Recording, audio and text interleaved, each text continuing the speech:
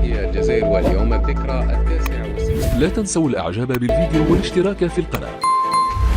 أشرف الفريق أول السعيد شنقريحة رئيس أركان الجيش الوطني الشعبي على تنفيذ تمرين بالذخيرة الحيتة زوبعة الهقار 2024 خلال اليوم الثاني من زيارته إلى الناحية العسكرية السادسة بتمن راست. وأفاد بيان لوزارة الدفاع أن التمرين قامت بتنفيذه وحدات من القطاع العملية برج باجي مختار مدعومة بوحدات من مختلف الأسلحة.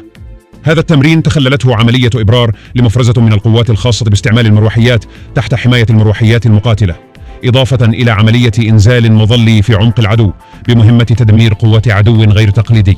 كما شوهد التمرين عملية تزويد الطائرات المقاتلة بالوقود جوة، حيث عكست هذه الأعمال القتالية التي قامت بتنفيذها الوحدات المقحمة الاحترافية والمستوى العالي والمتقدم للتدريب والتحضير القتاليين في مختلف وحدات الجيش الوطني الشعبي.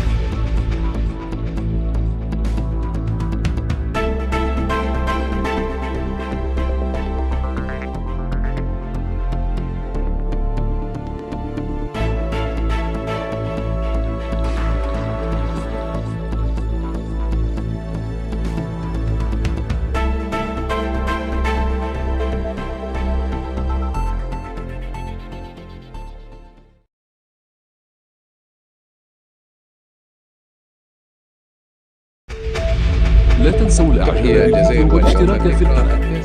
69.